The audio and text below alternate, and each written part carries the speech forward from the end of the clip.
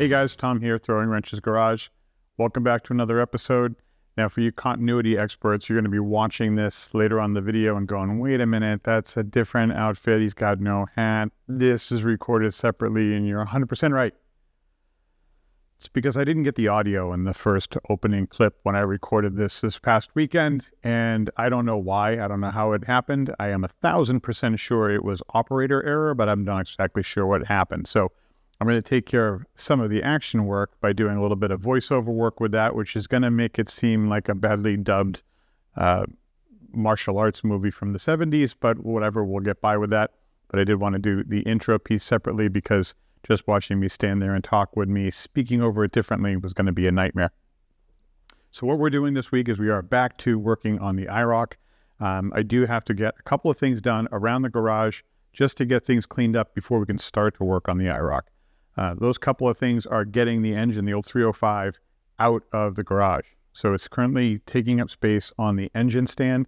So you're going to see me get that off of the engine stand and onto an engine cradle, which we just got from Speedway Motors. No sponsorship there. You guys know I don't get sponsored for anything, at least not yet. Hit me up if you want to sponsor me for anything, but right now this is all on our dime. But Speedway has a pretty good program, and Speedway has an awesome points program. So I went ahead and ordered our blueprint engine from them that I'm going to be putting into the Chevelle. And as you guys know, those things aren't free.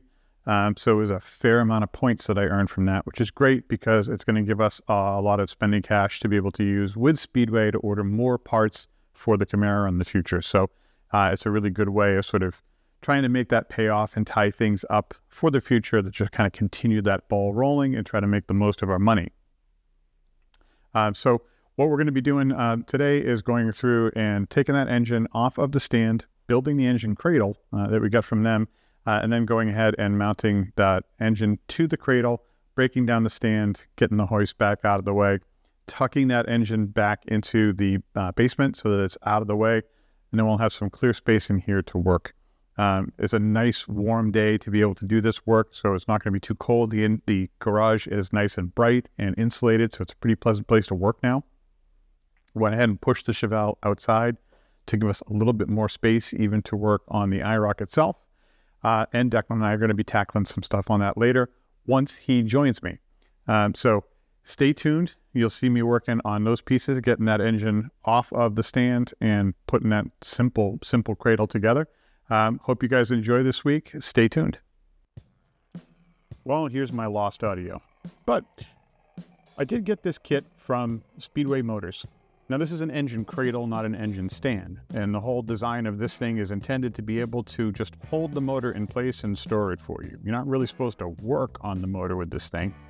So it went together pretty quick. These things run between $50 and $65, depending upon who you buy it from.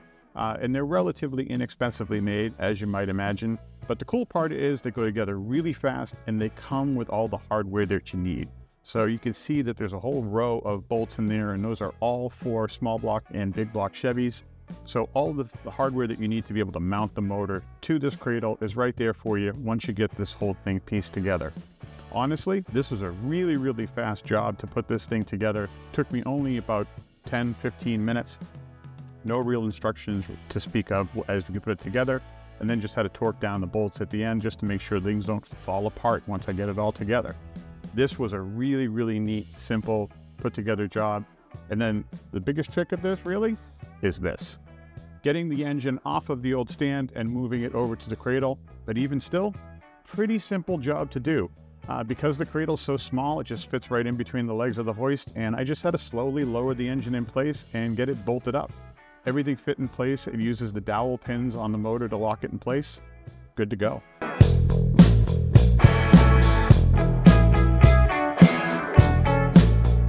All right, guys, we're back. It's the afternoon now, and Declan is back. So I got my tasks done this morning. The engine is all out of the way. We got a little bit more space here to work in. The Chevelle's still outside. I managed to take that for a little bit of a drive this morning because it is pretty nice out. It's in the 60s. It'll be one of your final drives. It will be one of the final drives. Final drives this year, and final drive with that motor. because I did mention a little bit earlier that that is one of the surprises that's coming this week. I did order the crate motor, the Blueprint crate motor, so that is coming this week, if the emails and texts can be believed. That should be here on Thursday.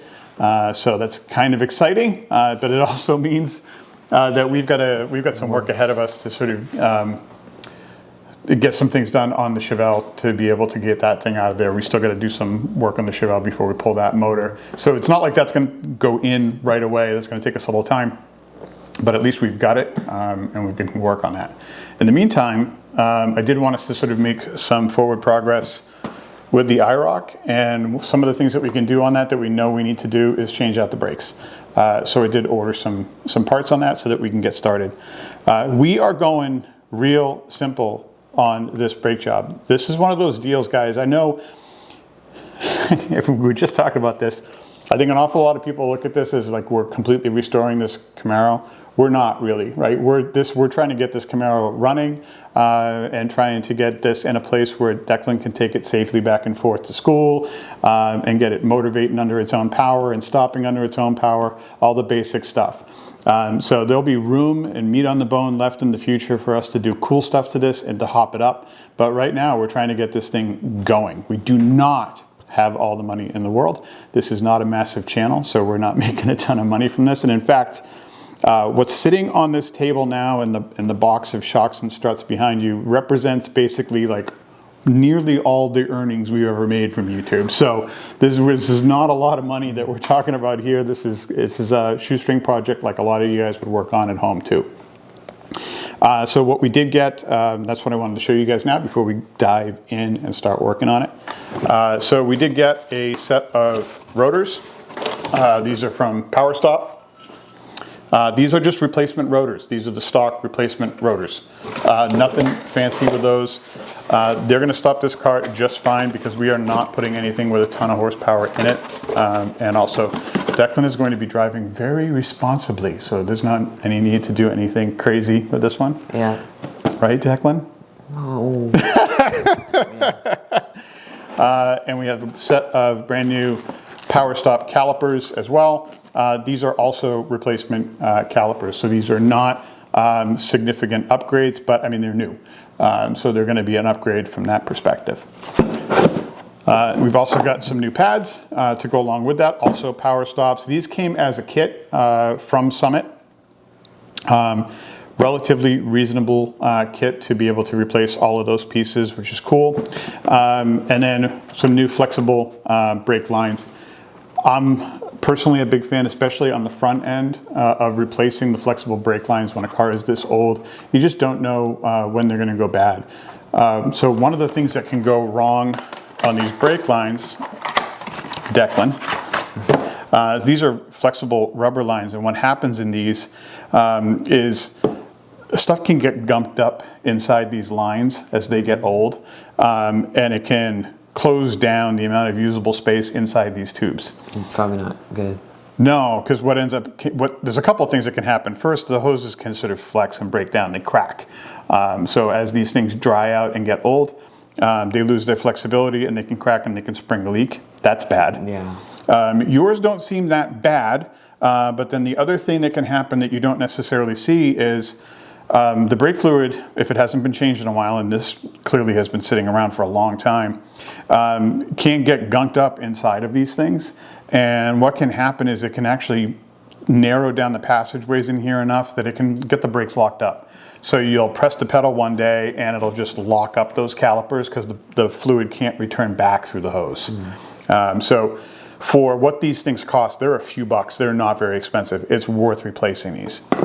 The other thing that we're replacing, and can you grab the stuff out of that box, is since we have the engine out of the car, we are going to go ahead and replace all the hard lines inside for the front of the car. Now, you can go ahead and buy brake line and bend these all up using the old ones as a template, and it'll only cost you a few dollars in brake lines and, you know, maybe an hour or so of your time with a tool bending them up. I decided to spend a little bit more money on this one and get the pre-bent lines. Part of the reason I wanted to do that is because these do have the heat dissipating coils around them, and they're also bent exactly correctly. These things are weird shapes. They're already flared. They already have all the connections on them. I'm lazy. This is saving me a bunch of time. So we're just gonna replace those. So this is a good time to replace those because the engine's out of the car. We can get to those super, super easy. They actually don't look terribly bad, but they are a little bit on the rusty side. Again, this is just one of those deals where if we didn't have the motor out, I might not be looking to replace those. But since it's out, we might as well. So we're gonna go and get those changed too. So we'll see how much we actually get done today. I would love to be able to just focus on getting the brakes done. But we'll see how much we get done. This may be a couple of whacks for us to get this done, especially when we talk about the shocks and everything too. So for now, we're gonna go through and guide Declan through on what it takes to get these brakes done, and come along for the ride.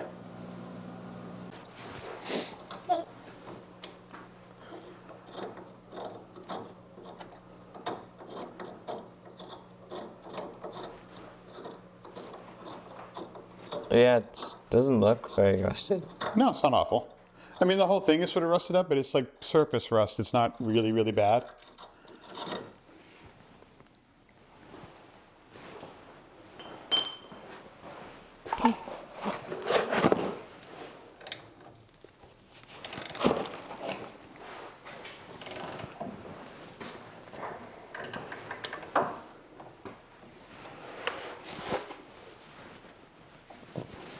I don't want to like have it come back and then like hit that.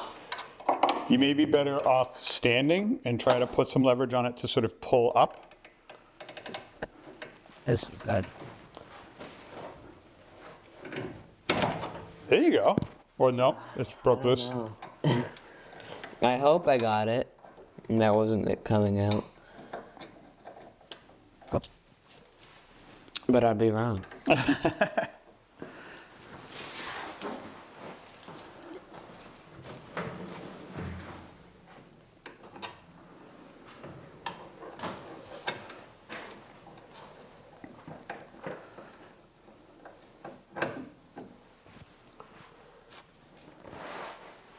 If that doesn't work, I don't think I have bigger, actually I might.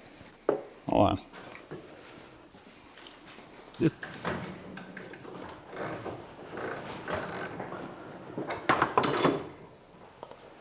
Hey.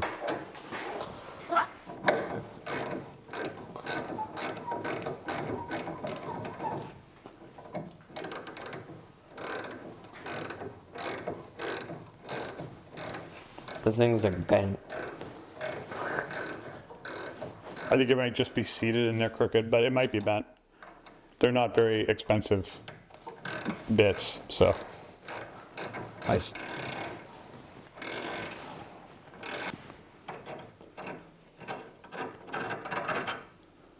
There you go.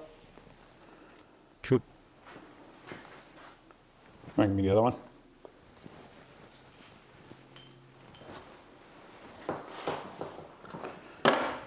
All right, so now you should be able to slide that whole assembly off. So it should sort of slide out and away. Like that one? Yeah, like out this way.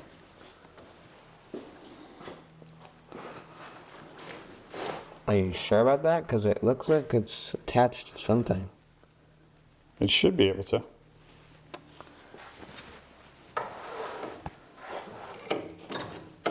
See how it moved already? Yeah.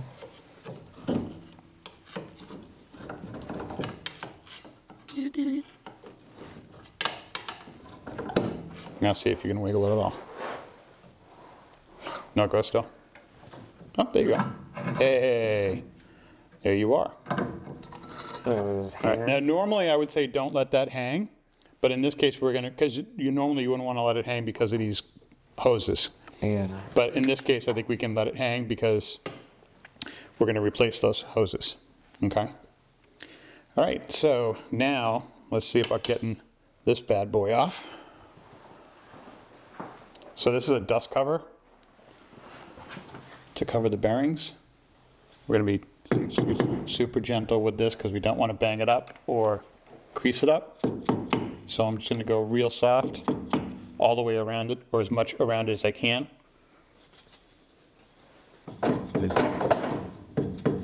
Just little bit by little bit. See how it's moving a little? Doesn't.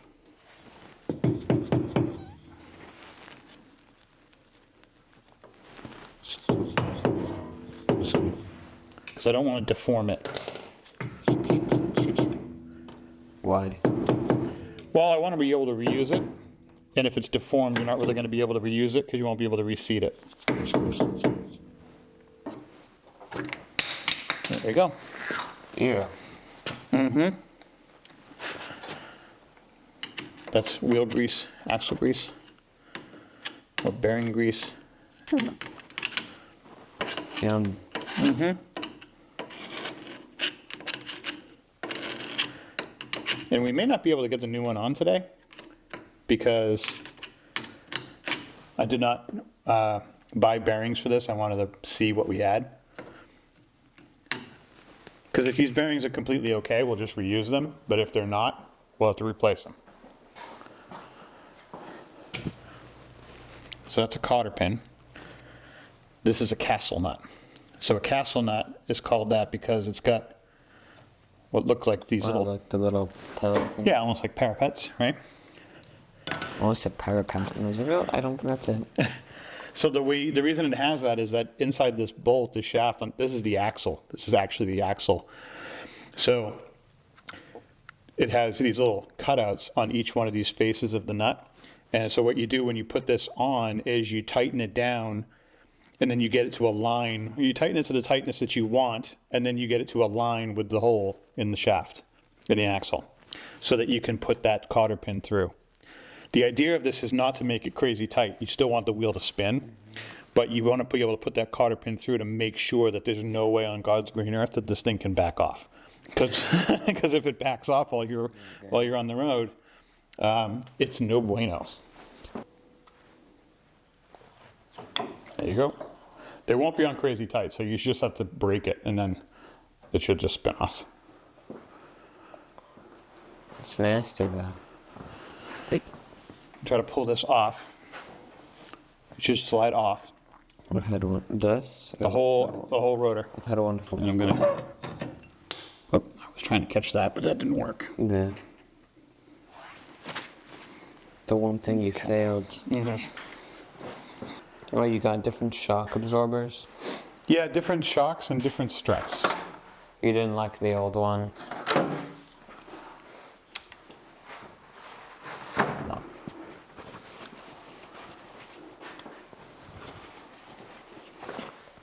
No. All right. So let's take a look at what we got here. Right.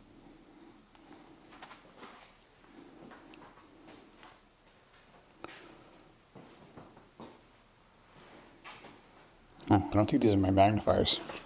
Oh. They're not helping me see. It's like, wait, what's wrong with my eyeballs? Gotten worse. All right, these ones are magnifiers. Or. And that needs to be able to see this. Okay. Your eyes, I'm sure, can see this fine. So that's sort of the backing plate. This just helps lock it in place. You can see there's a little keyway that slides onto the axle to keep it from spinning. So that's what retains this in place when it's in there. So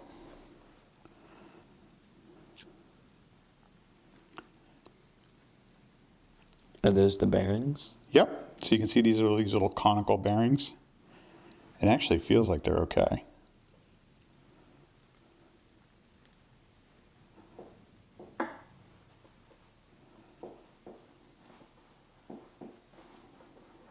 But I think we want to replace them. Okay. It feels like there's a little play in this. All right, so now let's take a look at this.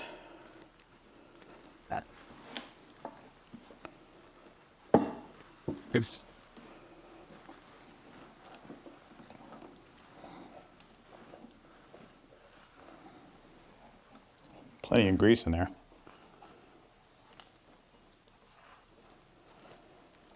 So you've got a bearing seal, and here that's what this piece is. So if we take this guy and put him next to it, you're going to see there's no seal in here. So that has to go in. So because that's not there, and these particular rotors, not all rotors are built like this. These rotors are built with the bearings as a part of the rotor.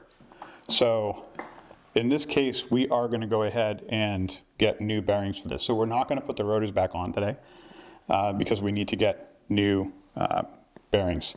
So these bearings are going to ride in this polished piece here. So that's what these guys are doing. And then this seal bangs in from the back, and that helps keep it in place, so it's not going to back out. Mm-hmm. So the problem that we would have is even if these were good bearings and we liked them and they were in really good shape, we're not going to be able to get this seal out of here and into there. Okay. Right? We'll mess this thing up, taking it out, and then putting it back in there would be a mess. So bearings are cheap. So in this case, they're just insurance on us doing the right thing. Okay. So we will definitely replace them for a couple bucks. So we'll get those ordered. I'm sure I can pick those up from O'Reilly pretty easily. Auto parts. Ow. And that should be pretty easy for us to dial in. And that's another bench thing. So we can just sort of put those together on here. So you can put the rear part of the bearings and the seal on here. And then the other bearing goes on as you put the wheel on, or as you put the rotor on. So let's go back and take a look at what we got. So I wanted to check because I haven't really done struts. So my first instinct was to be like, oh, look, bolts, let's undo those. But then I had to second guess myself because see how these have slots in them? Mm-hmm.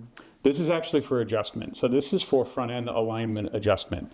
So by moving this around, it actually adjusts the front end alignment of the car. So we don't want to take that off. What we need to do is take this cap off because the strut goes through the top here and just goes on with a single bolt. So let's see, grab that screwdriver and see if you can pop that cap off. The greasy one? Oh, let me get you a little rag. And don't be like vicious with this, just give it a gentle pop and see if it'll come off easy. Yeah, well, I think. Try a twisting motion once you get it under it. Yeah, well, I was trying to get under it first. Oh, okay.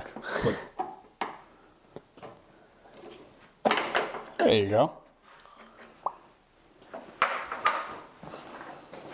Let's get up here and get some light on that.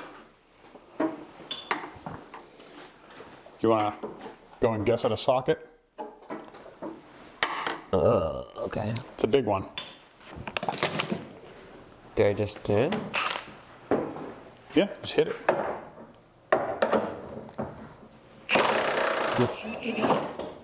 Ta-da!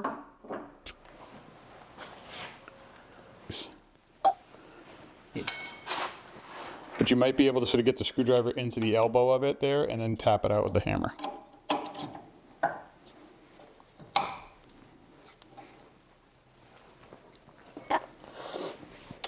Don't completely destroy it, just in case we need a 50-year-old thing. Hey, stranger things have happened.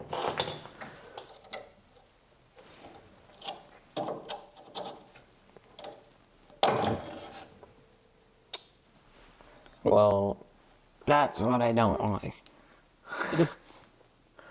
Do you want pliers? Yeah.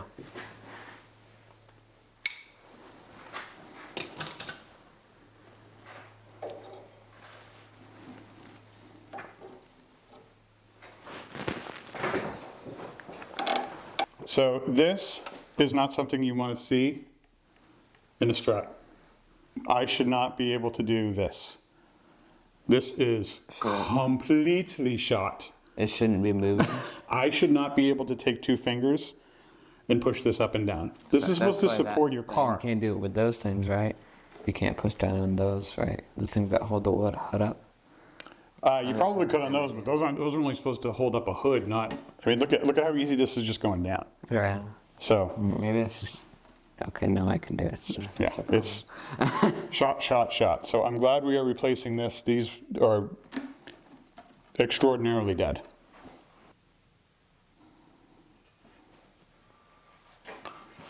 Do you want to spray this guy, you think? Sure. With the paint? Yeah. Do you think you should get it all cleaned up before we put it back on? Yeah, probably. Okay. Well, I got a wire brush. You want to hit it with a wire brush? Give her the treatment.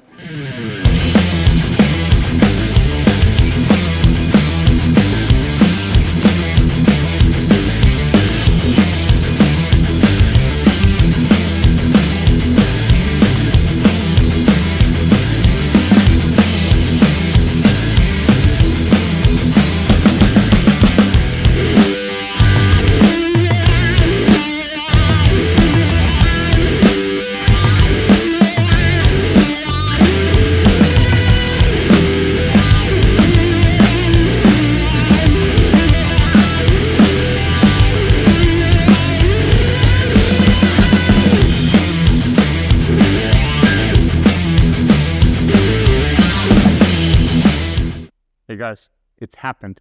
It's finally arrived. I've been talking about it forever, but it's here inside this crate. It's the Blueprint engine. It's here, the 383 stroker.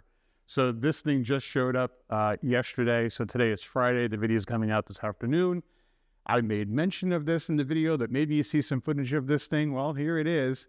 This is the Blueprint Motors 383 stroker crate motor, pretty fully dressed.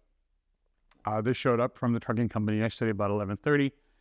It hasn't rained here in weeks. And of course, yesterday when this thing shows up for me, it's pouring rain outside. So I had to sort of tarp it and leave it out in the driveway because I had to do a little bit of Tetris work. Had to move the Chevelle out and had to get this thing on wheels. I really wish I actually videoed the comedy of me getting this thing in here, but I'll show you what I did to get that to happen. So I do not have a pallet jack or fork truck or anything like that here. So this thing got dropped off on basically a pallet or like a half pallet or something along those lines. I don't know the exact dimensions, but he just dropped it in the driveway with a pallet jack. I didn't have the time when he dropped it off because I was actually working from home to be able to move things around in the garage and have him bring it in here. So I had to figure out a way to get it in the garage. So we used a couple of Harbor Freight dollies. These things are rated 1,000 pounds each. They've got casters on them. I've got 2 of them under here. It was a bit of a comedy show for me to try to get them on there alone. There was a bunch of pry bars at play and a bunch of wood blocks at play to try to make that work, but we got it going. So now I'm going to pop this thing open and take a peek at what we got and show you guys what's going on.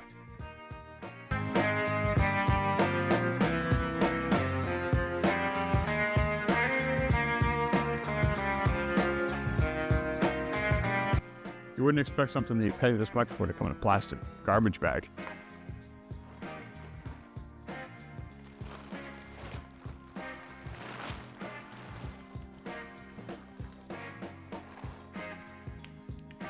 There she is, guys, in all her crate engine-y goodness. Check that out. Oh, I am so psyched. This is pretty awesome. Let's get our specs package, huh? All right, so as I have mentioned before, and am usually pretty fond of mentioning over and over again to you guys, we're not sponsored by anything. And I'll keep on saying that until we finally are, which may be a while. So that begs the question, why did I go with Blueprint? Why am I talking about Blueprint? Well, I can't really get away with not talking about Blueprint, right? It's pretty prominently featured on the motor here. So I have no problem with mentioning it. But why did I go with them? Well, for one thing, great reviews. I've never talked to a single individual who's had a bad thing to say or a bad experience with Blueprint engines. They do come with a pretty good warranty, and they make solid motors. One of the things that also appealed to me is that even though they're making these motors as individual kits, they do run every single one of their motors before they send it out. So your motor comes with a dyno report to tell you what your engine made in terms of stock power on the dyno before they shipped it out to you, which is pretty awesome. And so this engine, wow. So this motor made a max of 449.4 horsepower and 478.8 foot-pounds of torque at 5,900 RPM, which is pretty awesome. So this is a 383 stroker. So it's still small block. It's still going to be able to use the same sort of components, everything pretty much that I have in the Chevelle now, with the exception of the torque converter. It is going to need a stall converter with a higher stall. And need probably, Blueprint recommends a 2000 to 2400 stall converter. I'm guessing that what I have right now, and I won't know until I pull it, that what I have right now in the Chevelle is probably somewhere around like a 1500 max. So it will definitely need a different torque converter to go into it, but otherwise I should be able to use all the same components for the most part. I will have to be careful with it. That stock 350 transmission that's in it now, I'm going to have to kind of baby that. I won't be able to go crazy on that because I will be able to wreck that transmission if I were to really push it with this engine. So in the future, there'll probably be either a different trans or a beefed up kit for that trans that goes in there. And I intend to put a new rear end in that car in the not too distant future, maybe next year. Something with a posi and something with a little bit of better gearing. It's going to be 256 in that car right now, if you can believe it. So I do have plans to upgrade the rest of the drivetrain in there to be able to handle the power that this thing is going to put out in the future. But right now, as long as I'm careful about it and don't get on it too badly, I should be fine with what I have. All right, so that's it on the crate motor for now. We'll go through a video a little bit later where I sort of walk through all the details on this crate motor because I'm sure you guys are going to be interested. And of course, we'll have videos coming up on taking the 350 out of the Chevelle, and then of course on putting this sucker into the Chevelle. But for now, I just wanted to give you guys the tease of the 383 stroker from Blueprint Engines. So stay tuned for more on that. And otherwise, here's the rest of the video.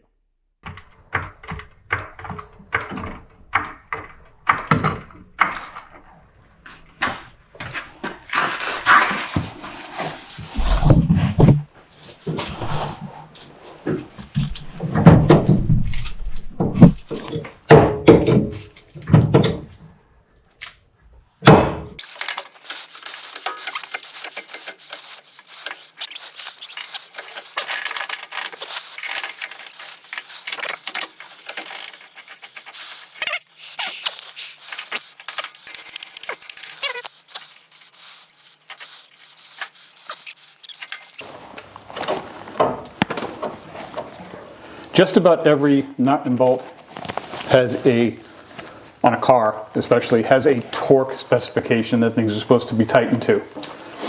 The torque specification basically is how tight you are fastening the nut or bolt down. On a lot of things, this doesn't matter that much because on a lot of things, the torque spec happens to be just about as tight as you're likely to tighten it down with a ratchet anyway. But on suspension components and other important components, you do want to look it up because in some cases it's much tighter than what you would do under normal circumstances. And that is the case with these. These are supposed to be torqued to 190 foot-pounds, which is significant.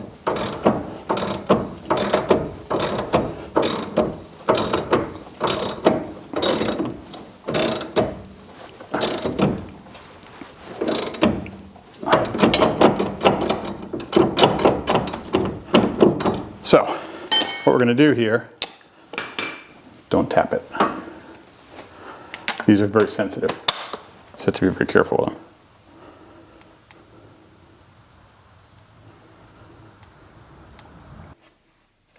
Okay, So I'm going to place this on here.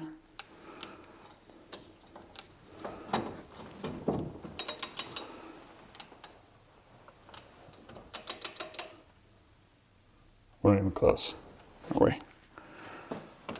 It should read out on here. What's this say? 26? 26.4. Yeah. What's this to be? 190. Jeez.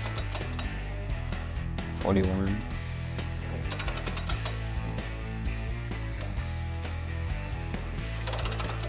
$60 something.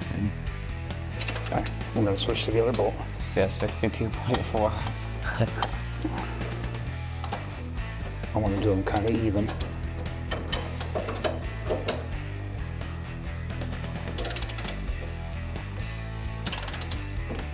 $59.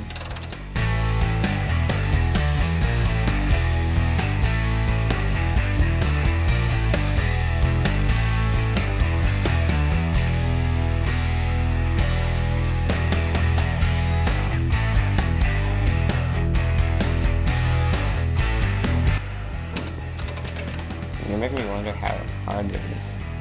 Yeah. You want to try it? I do. I know it's gonna be bad. I'm like not gonna move it.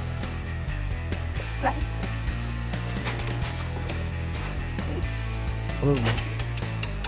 You gotta see it while you're pulling it. This one's at 169 now. Okay. Maybe if you hold it at home. The V's. That's it. When it beeps, you're done. It's helpful.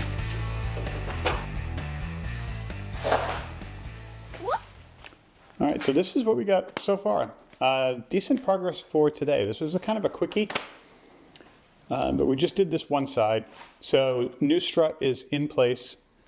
We gave it a quick little Craigslist rebuild. Gave it a little spray. Declan sprayed the dust shield, which is off drying in another spot. New strut went in place pretty easily. That old strut was toast. We still have the old caliper hanging on there. Until we actually have ready to replace the lines, we're just going to leave that caliper on because I don't want to start opening that system and let brake fluid all over the place until we're ready to just deal with that. We gave a quick dress to the rest of the spacing here with some black paint, but now we're pretty clean. There's still a bunch of suspension components that we're going to have to replace in here, but that'll come in the future. For now, we're just kind of cleaning up as we go on, replacing the essential, and moving forward. All right, so I think that's it for today. We ran out of day. It's the end of the day on Sunday. And we ran out of parts. So in all honesty, right, we still need to get some bearings to be able to finish up the rotor and to put the caliper back on. And truthfully, we need a little bit more time to be able to spend with the whole brake system, because I really don't want to open up the lines until we're able to sort of replace everything in those lines. Once you start opening up the lines, that brake fluid is going to fly out of there. We need to stop it up. I just don't want to have that system open until we're ready to replace everything and get it tied up. So I will make sure that we get some seals on order so that we can get taken care of that later on. Get taken care of that? What am I, Yoda now? So we can take care of that later on this week. I don't think we will. And hopefully we can get that buttoned up. We've also got the motor coming in. If there's any amount of luck, that's going to be in this video. Maybe we already saw it. Maybe you already saw me unloading the motor from the truck from the nice person who dropped that off. I don't know. We'll find out. Future people. So moving forward on this one, I'm feeling good about this. How did you feel about doing brakes on this one and doing the strength? Fine. Yeah. Actually, wave my finger. Actually, your boo-boo finger. Yeah. You will get to a point where you don't even notice, and like you don't realize it until you're washing your hands later. That Well, it was kind of hard not to notice since I was trying to do it, and then it came down on a rusty. Yeah, those ones are kind of. Yeah, you do notice those ones. I will admit to that. So we got plenty of stuff still left to do, and it feels like we got like momentum now. I'm kind of psyched because this is the first time that it feels like we're actually building something up instead of taking it down. Yeah. Right? Replacing something. Yeah, it's kind of exciting that we're building that back. I know a lot of you guys are going to be disappointed because we're putting like KYB struts on it and, regular power stop brakes. And I know there's all sorts of stuff that we could upgrade to. And We don't want to get arrested. There's lots of room for that stuff in the future. And this is going to be his car for the future. So that's what I'm expecting, is that as he rolls with this thing, it's just going to get better and better. He's going to keep on adding parts and keep on making it better and better and better. But for right now, our focus is on getting this thing running, not necessarily getting it right. What they really want to wait for is when I get a job. Because then... Yeah, when you can start paying for parts. Blow money and on it's not all on me. That we don't need. Or maybe if you guys each get like 10 of your friends to start watching the channel, maybe then we actually start working on getting the channel getting funded, and we can actually buy parts from the channel money. But if everybody tells one friend, then we'll double. I still don't think that's going to do it. I think we need much more than that before we get to that kind of scale. But no, in all honesty, we really just want to kind of get things moving along and get this thing running right. So, and more to come on that with what we do with the engine. We still, Declan and I are tossing around possibilities for what we do with the 350 out of the Chevelle. We may just go a super, super simple route and kind of dumb it down for what we do in the car, at least in this first go around, just to make sure that we get the thing running and we get it up and moving around, because we really, really want to get this thing running and driving for next year. And the reality is, we still got, like, this thing's bare inside. We still got carpet and headliner that we've got to get in this thing before we can go anywhere.